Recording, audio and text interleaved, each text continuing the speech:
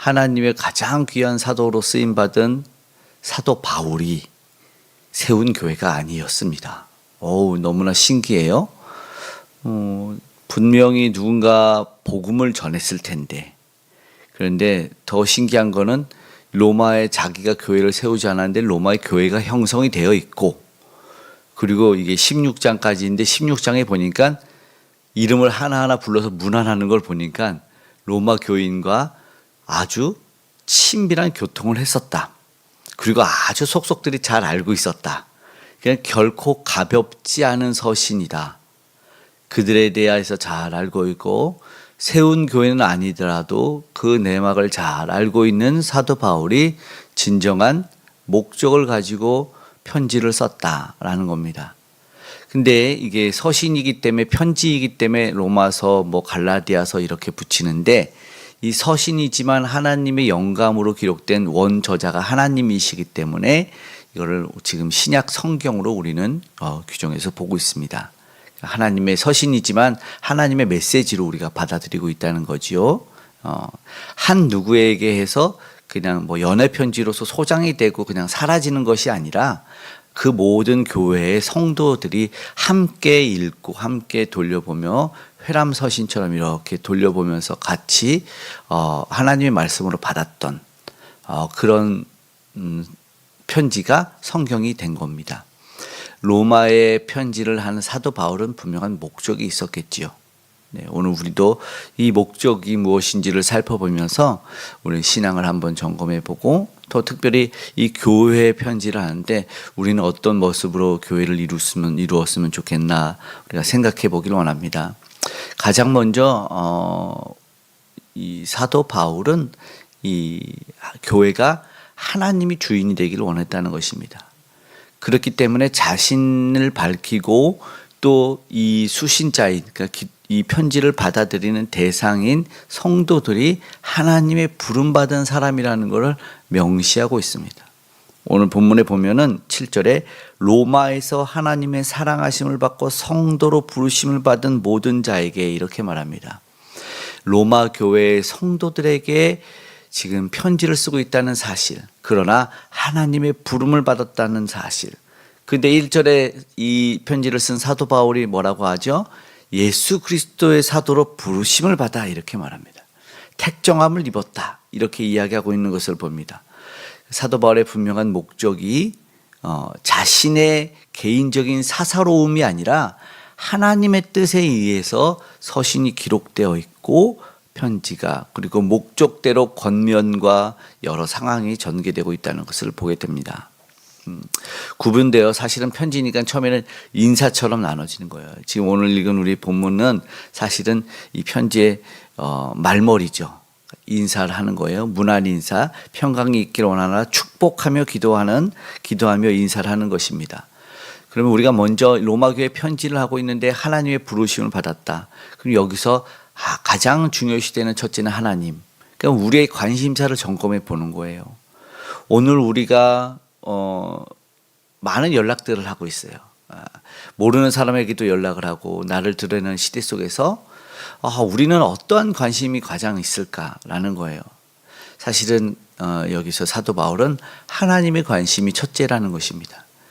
교회는 어떤 교회가 되어야 되느냐, 나는 어떤 성도가 되어야 되느냐, 우선순위가 정립이 되지 않으면 우리는 혼란을 겪을 수밖에 없습니다. 현대 교회, 우리가 잘 존경하는 김동호 목사님이 교회를 구분할 때 좋은 교회, 나쁜 교회를 딱 구분하는데, 좋은 교회는 어떤 교회냐 구분할 때 좋은 교회는 하나님이 주인인 교회다 이렇게 얘기합니다. 나쁜 교회는 당연히 하나님이 주인인 교회가 아니다.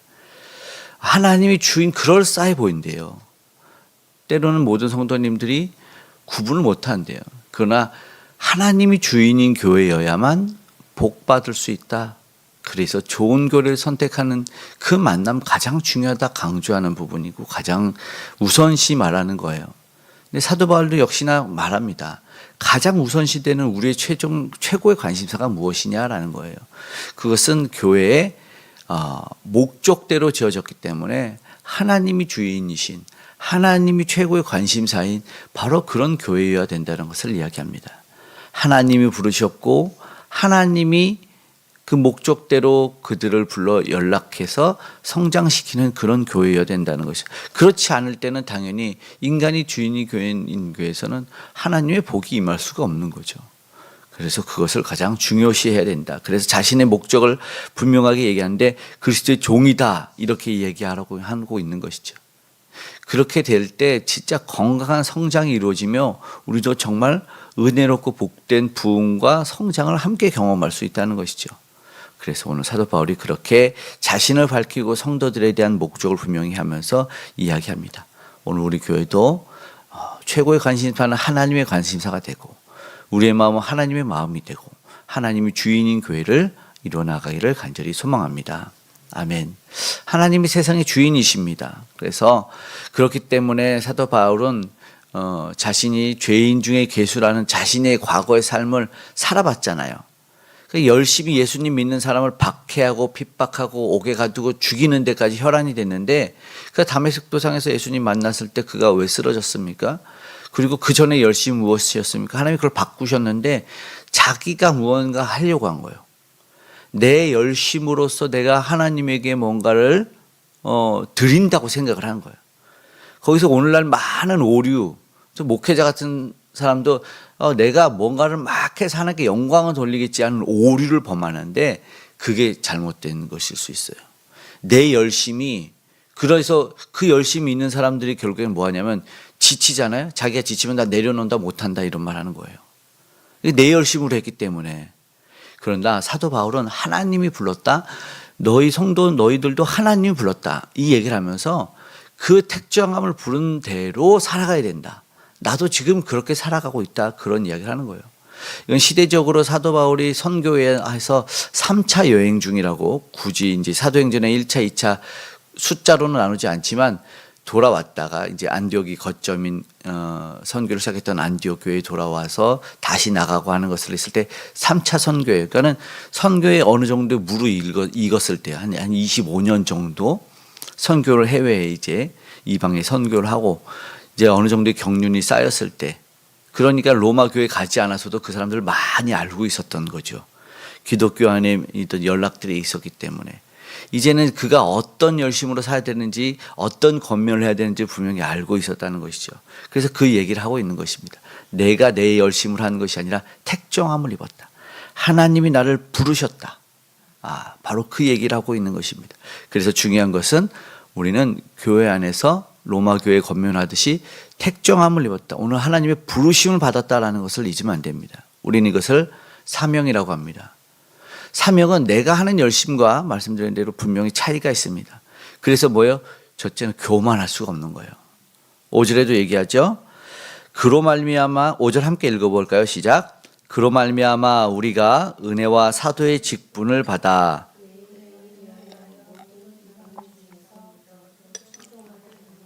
네. 그러니까 부르심을 받았으니까 내가 열심을 내는 게 아니라 순종하는 거예요.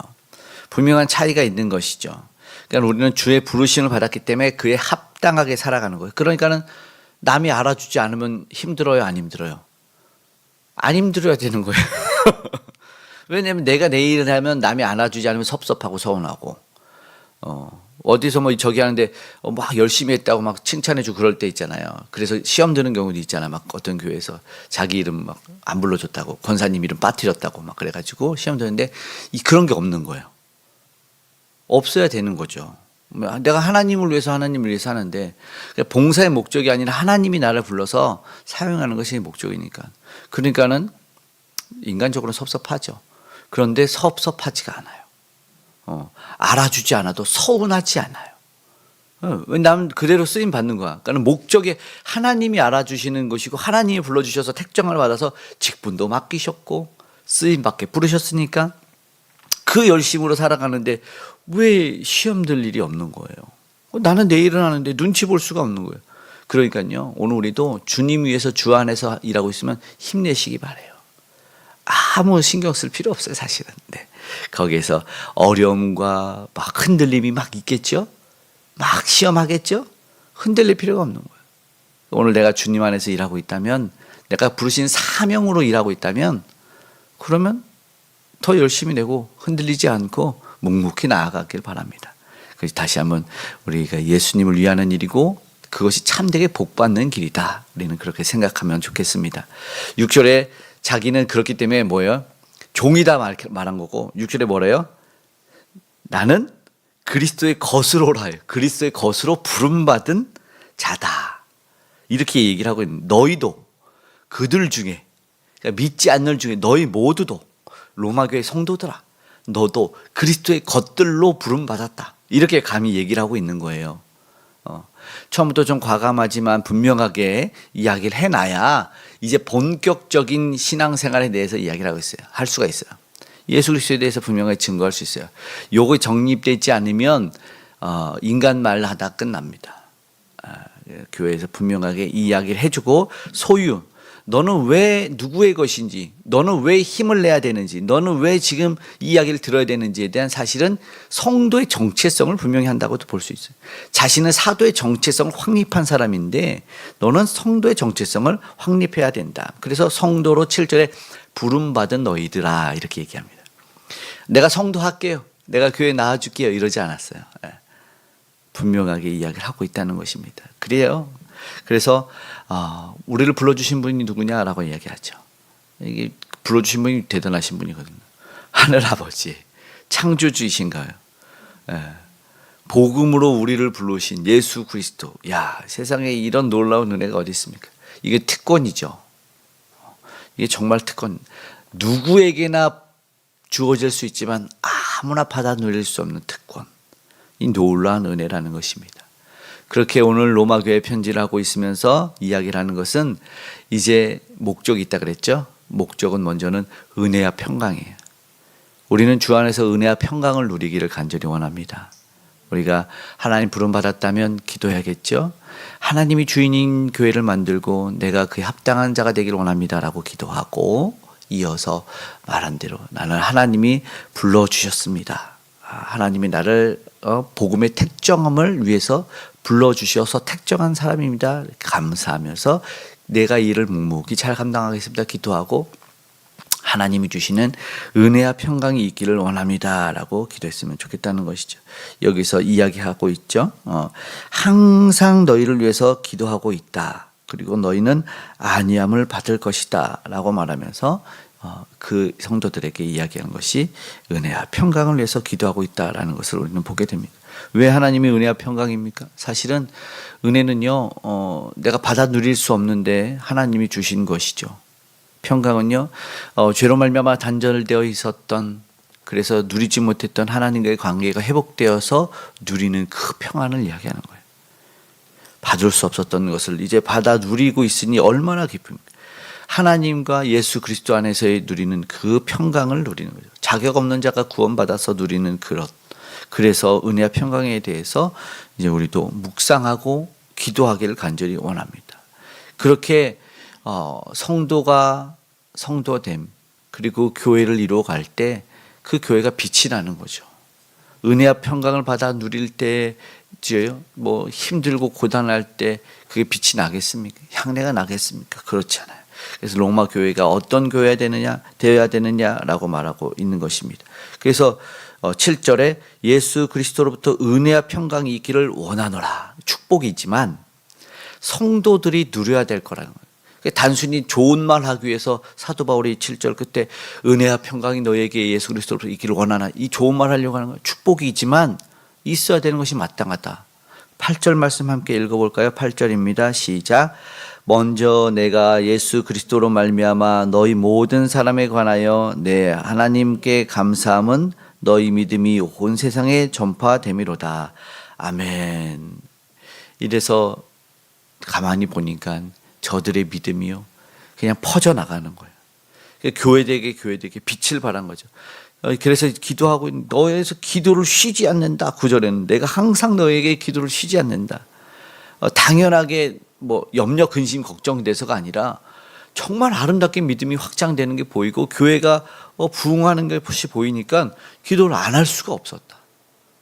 너희가 그 누리는 그 은혜 그 빛됨이 너무나 좋아서 기도 안 할 수 없었다. 사도 바울 얘기하고 있는 것이죠. 그래서 자신의 의무, 그래서 로마 교회가 가지고 있는 그 이야기를 보는 것이죠. 사도 바울의 목적이 있었다 그랬죠. 편지의 목적 11절 후반부에 뭐라고 하냐면 너희를 견고하게 하려 함이니, 어떤 신령한 은사를 너희에게 나누어 주어 너희를 견고하게 하려 함이니. 예. 사도 바울의 목적은요, 성도가 로마 교회의 교인이 견고해지기를 바라고 있습니다. 물론 15장으로 가면 내가 서머나 갈 때 너희에게 들린다. 선교의 목적이 있어요. 이방의 복음이 전파되는 목적을 가지고 있지만 로마 교회에 굳이 편지하는 것은 이 서신으로 말미암아 다시 한번 너희가 믿는 대상 예수 그리스도가 어떤 분이신지를 분명하게 밝히고 12장부터는 이제 생활을 어떻게 해야 되는지를 분명하게 밝혀서 정말로 신앙의 생활에 견고하게 함이 목적입니다. 오늘 우리도 이 새벽에 나와서 주의 말씀을 듣고 기도하는 이유는, 기도를 쉬지 않는 이유는 우리가 견고해지기 위해서입니다. 털을 잡고 뿌리가 내리고 견고해지는 이유는 세상에서 살아가기 때문에 너무나 환란이 많고 풍파가 셉니다. 그때 믿음의 뿌리를 잘 내린 자들만이 굳건하게 설 수 있는 겁니다. 더 흔들리고 더 세질 겁니다. 더 강해질 겁니다. 교회를 건들고 핍박할 겁니다. 보이지 않죠. 예전처럼 막 그냥 무력으로 교회를 무너뜨리고 믿는 자를 해야지 않지만 이제는 교회에 하나님이 없는 놀라운 악한 세상이 되어버리는, 그 가운데 견고한 뿌리가 내리지 않으면, 믿음의 뿌리가 내리지 않으면 우리는 여전히 쓰러지게 되죠. 우리가 잘 아는, 우리가 막 믿었던 그런 신앙의 경륜이 있는 분들이 힘없이 맥없이 쓰러지는 것을 보면 오늘 우리도 큰 도전을 받아야 될 거라고 생각합니다. 로마 교회의 견고함이 오늘 우리에게 있기를 원합니다라고 기도할 수 있기를 간절히 소망합니다. 로마는 믿음의 공동체였습니다. 로마 교회는, 우리 교회도 그런 교회가 되어야 됩니다. 하나님만을 예배하는 교회여야 됩니다. 하나님만이 주인이 되어야 되는 것입니다. 그리고 교회는요, 아름다운 성도의 교제가 있어야 됩니다. 아름다운 성도의 교제가 있어야 되고, 그래서 교회가 견고해져야 됩니다. 오늘 우리가 그런 교회를 사모했으면 좋겠습니다. 그러기 위해서 여기서 정말 말하는 신령한 은사들이 우리에게도 막 넘쳐났으면 좋겠어요. 세상에 있는 능력, 세상에 있는 물질, 세상 힘, 권력, 권세가 아니라 하나님이 주시는 신령한 은사들이 우리를 더욱더 견고하게 할 것이기 때문에 오늘 우리가 그렇게 견고해 줬으면 좋겠어요. 16절에는 이야기하죠. 이 복음에 믿는 자에게는 구원을 주시는 하나님의 능력이다. 결국엔 아까 말한 것처럼 자랑할 것이 없어요. 하나님 주시는 능력이 우리를 복음으로 다시 한번 하나 되게 해서, 이거 종교개혁을 일으켰던 17절의 귀한 말씀 있죠. 오직 의인은 믿음으로 말미암아 살리라. 그래, 오늘 우리가 믿음 주셔서 오늘 살아가고 있습니다. 네, 오늘 우리가 의인돼서 하나님께 기도한 것이 응답되는 이유도 마찬가지인 것이죠. 믿음을 기반으로 오늘 우리에게 주신 그 믿음으로 하나님 앞으로 힘차게 나아가서 로마 교회가 견고해지는 교회가 된 것처럼 나중에 후에 로마를 정복해서 무력으로 박스로 막 권세와 힘으로 정복한 것이 아니라 이 예수의 힘으로, 복음의 힘으로 정복했던 그것처럼 오늘도 우리가 다시 한번 복음 안에서 승리할 교회를 든든히 하고 우리가 다시 한번 주님에게 아름답게 복되게 쓰임받을 수 있는 저 여러분 되기를 간절히 소망합니다. 아멘.